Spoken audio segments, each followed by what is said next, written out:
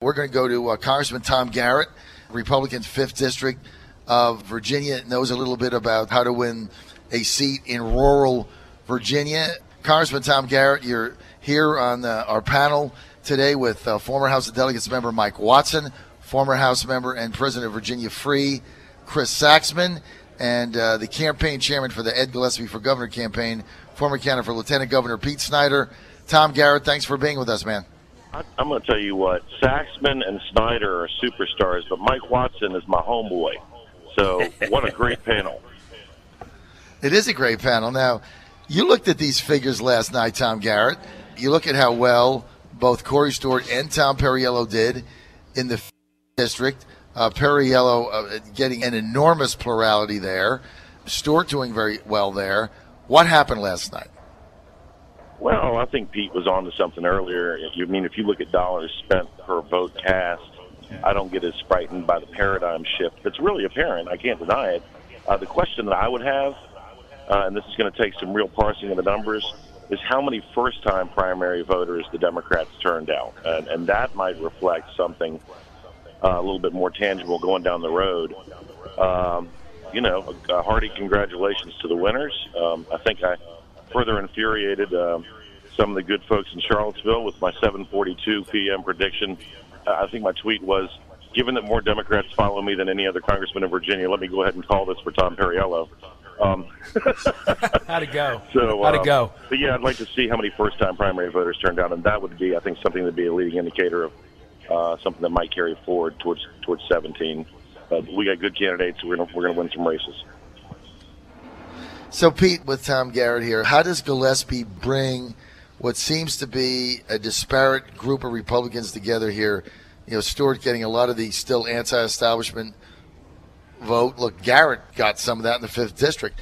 How does Gillespie bring that together? I heartily and vehemently and energetically support Ed Gillespie. We're going to make that known, and we're going to get those folks out for him in November. So I wouldn't read too much into the numbers, rural versus urban. Gillespie's a strong candidate. He's got a good message that's going to resonate in rural Virginia, and he's going to be all right. John, look, I liken this to 2016, where you had a brutal primary that you were front and center in for the race for presidency. We all came together. Yes. We all came together in the end, and it's going to happen this time around. Look, we need Tom Garrett's a terrific leader. We need to make sure we're driving every single ounce of a vote out of the 5th that we can get, out of the 9th, out of Northern Virginia, out of Hampton Roads. We're going to get the job done. We have a ticket that I think is probably the most dynamic ticket that we've had in years. I really do. You know, if you look at the level of experience, you look at the ideas, you look at what we're going to be able to bring to the table, it's going to be a dynamic ticket. Well, Jill Vogel's helpful. I think her victory helped the ticket, no question about it. And, Tom, I want to get your thoughts on it. Then we're going to switch over to the Jeff Sessions hearing yesterday. But Pete said something pretty interesting earlier. He said, the Gillespie campaign decided not to go negative. Pete, I just want you to expound on that. Oh, absolutely, John. Look, this was a calculated gamble, right? Okay? We need to win in November. So we made a calculated decision of, hey, look, first and foremost, Ed Gillespie's a former RNC chairman. He's a former RPV chairman. It makes sense, and it's within his ethos to abide by Ronald Reagan's 11th commandment of not speaking ill of another Republican, right? So he ran a positive campaign that was consistent with his character and consistent, I'd argue, with the values of Virginia. Secondly, we know that the Democrats are raising money left and right. All of their activists, all of their liberals in Hollywood are pouring money in. You see that in Georgia. You saw that for Perriello. Soros backed him to the nth degree.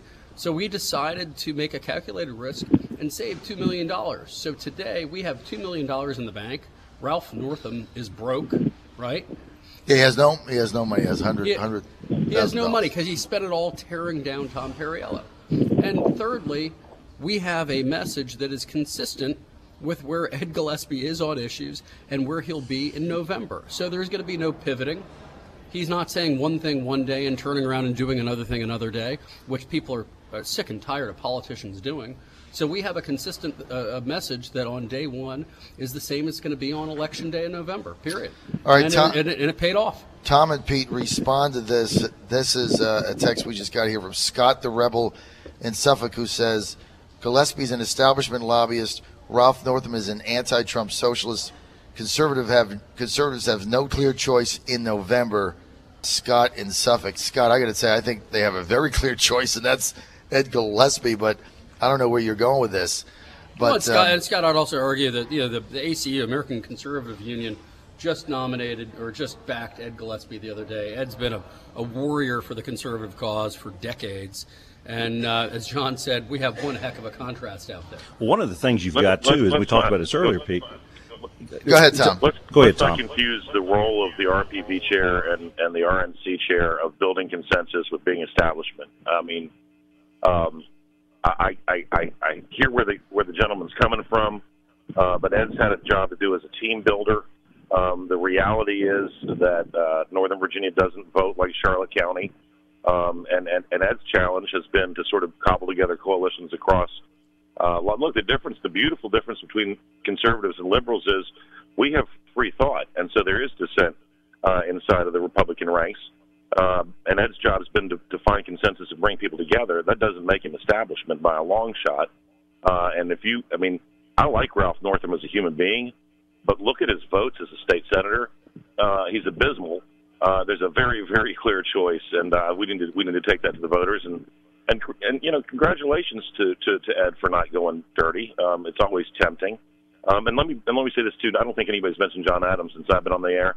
What a spectacular candidate! What a comparison and contrast in the AG's race between he and Mark Herring, who really is quixotic at best and detached at worst. Tom, he made a really good speech last night when we were just going off the air. One of the best speeches that I've heard him make. Also, let's not forget this. I mean, I don't know where this got lost in this, but I mean, Ed Gillespie came out with a 10% tax cut decrease across the board for Virginia state income tax. I mean, that's a lot of money to a lot of working people. I mean, that's about as conservative as you can get when you start saying, I'm just going to cut taxes and figure it out. That's what Trump is trying to do. How is that not the conservative platform? Well, you're spot on, John. I mean, Ed's been a conservative all his life. He ran as a conservative. He will govern as a conservative. He's focused on bringing jobs back to Virginia. We've been bleeding jobs. We've been bleeding people. Cutting red tape. Donald Trump's doing that in Washington, and we need to do it here in Richmond. And he's going to make sure that we have actual education reform. Right. The parents have a bigger say than bureaucrats in Washington. I mean, I think you gotta get through the style. I mean, you don't like the style. I get it. And like Chris Saxon was saying earlier, Tom Garrett, that Corey Stewart, Bryce Reeves, they were in your face. They're going to fight. They're going to defend things. So there's a style difference. But I think it's tough to say that Gillespie's not a conservative based on the platform that he has. Tom, we've only got 7 more minutes with you. I want to switch gears. The Jeff Sessions hearing yesterday, we go through another Soviet-style witch hunt. I don't know where Mark Warner's going with this. I got to figure he's got some plan. But again, we go through another 4 hours of this nonsense. I mean, Tom, what did I miss yesterday? No evidence. The entire Democrat nothing. Party is suborned the best interest of the nation in favor of scoring political points. It's tragic. I prosecuted for nearly a decade, and yes, we usually launched investigations when someone could actually articulate a crime that had occurred, right? Yes. We're not there. I've been going back through my brain. It seems like there's a special prosecutor in every Republican administration ever. Certainly between Fast and Furious and the IRS being unleashed on the American taxpayer, there was probable cause for multiple crimes during the Obama administration. Republicans decided to put the country first. But I'll tell you what, the breakneck speed with which we went from zero to special prosecutor and congressional hearings, and candidly shame on a lot of Republicans, particularly on the Senate side, is mind-numbing. We put the Russians in a place, John, where if Putin decided to come out tomorrow and walk up to a microphone and say, I will tell you the truth, there was collusion, that the entire Democrat Party would believe Vladimir Putin, and the country would be set upon its ear. And the Democrats have done that. There's been Russian meddling in every single American election since 1948. There's this direct line connection between Teddy Kennedy's and the Soviets in the early 80s. The nuclear freeze movement was funded by the Soviets and worked hand in hand in 80 and 84 with the Democrats. One thing that Donald Trump's done that I don't think anybody could do is actually make the Democrats concerned about the Russians for the first time in years. Exactly. And so the way they skewered their former colleague yesterday, Jeff Sessions, and then, bringing up this thing about you had a third meeting at the Mayflower Hotel, another fake news story. Sessions says, I was never there. I don't know what the hell you're talking about. I served with you guys for 20 years. I've never been involved in any of this stuff. And yet they're still asking him questions about, fake reports that they got. He said there's no collusion. I mean, this testimony yesterday, it really looked like a Soviet-style inquisition. And look, I'm a friend of Mark Warner's, and I believe that deep down he can be a statesman. But I don't know if these guys are they just getting caught up in this anti-Trump fervor, the base, and they all want to run for president. I know Warner's thinking about running for president. What is happening to these people? It's like they've lost their minds. Honest to Pete, I mean, and not you, Snyder. I've never seen anything like it, and I really do think that they've done a cost-benefit analysis to the best interest of the nation, of the ability of the federal government to do its job versus short-term political gain, and sided with the latter. And it really is frightening. The other thing that's going on here is the Fourth Estate's losing all credibility, rightly, and they have a responsibility inside of our federalist system to be purveyors of facts so that voters can make reasonable decisions. When that trust is gone, then you see people turning to alternative media stories, and that gives credence to fake news narratives on both sides of the aisle. So it's an interesting world we live in, but I would love for somebody from the left to articulate the alleged offense. We know it's not obstruction of justice. There's nothing else I can come up with. The meetings, quote unquote, that Sessions was present in, I wouldn't even consider to be meetings. When you have Kislyak at the RNC in an appearance scheduled by the Obama administration, meeting in a room with 100 people, I don't exactly consider that to be a meeting between Sessions and the Russians, but the media doesn't flesh that one out for us. So, we'll keep on doing what we think is right. The other side's going to keep on doing what they think they can do to garner power. And hopefully the American public exercises discernment, in which case the Democrats ultimately will take it on the chin for being irresponsible stewards of the responsibility vested in them. Congressman Tom Garrett, you're a former prosecutor, as you mentioned. You know a little bit about this. Robert Mueller, where's this investigation going, and should Trump just fire him? Well, everybody in America should pray for Robert Mueller to have discernment and integrity. The relationship between Mueller and some of the former Clinton attorneys who he's chosen to populate the team with, and the close personal relationship between Mueller and Comey is somewhat troubling. I think Mueller might consider recusing himself from certain aspects of the investigation.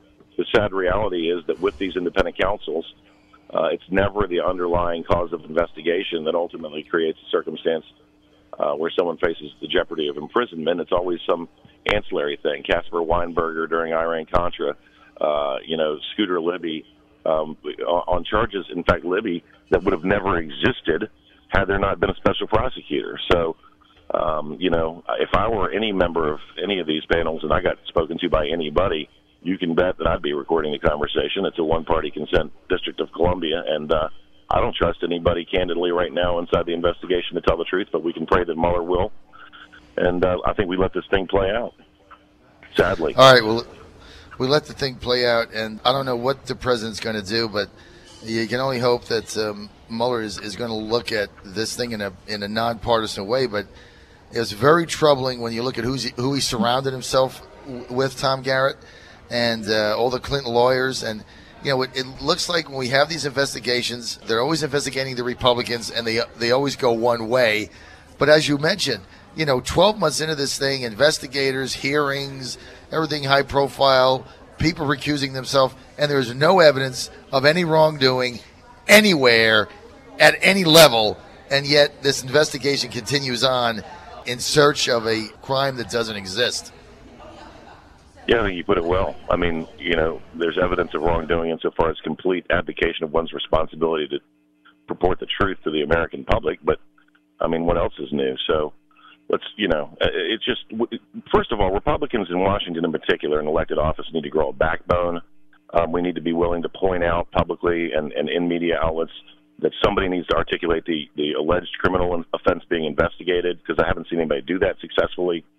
And John, you and I went back and forth over President Trump as a candidate. I got there to support the president when he became the nominee. But this is ridiculous. And again, it's counterproductive to our entire republic as it relates to the ability of the federal government to do its job, and distracting us really from terribly important issues. Every time I'm on your show, I always circle back around to North Korea and what's going on. How that story is on, page A6 every day, based on the information I have as it relates to the nature and scope of the threat, is beyond me. But apparently we're more concerned with, fake meetings at the Mayflower Hotel than we are with the lives and well-being of millions of citizens of the planet Earth. So that's where we are. The Democrats have put us there. Republicans need to be singularly focused and have a spine and understand that sometimes standing up in a way that might be unpopular in the short term is just the right thing to do, and this country is bigger than any individual. All right, Tom Garrett, thank you for your time today. Congressman, Republican 5th District, Tom Garrett. Tom, always a pleasure to have you on. We're going to thank you. More information, you can go to tomgarrett.house.gov. Thanks for being with us. Pete, in a minute and a half that we have remaining, how does Ed Gillespie win this race in November? He wins by focusing on issues that matter to Virginians, jobs, getting our economy turned around, making sure that we actually have education reform here in Virginia. If this is a race about Virginia, he's going to do beautifully. Democrats are going to try to make it about everything you just talked about, John. They're going to try to make it about Russia. They're going to try to make it about Mike Flynn. They're going to try to make it about any kind of distraction that's going to get Virginia voters away from the fact that they want to have a $15 minimum wage, that they want to rescind our right to work laws. So that's it.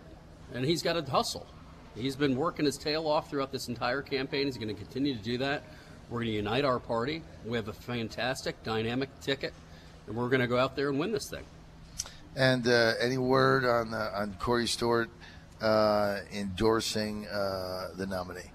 Well, we were thrilled to hear from Frank Wagner last night. Frank Wagner called up Ed and said, terrific, hard-fought race.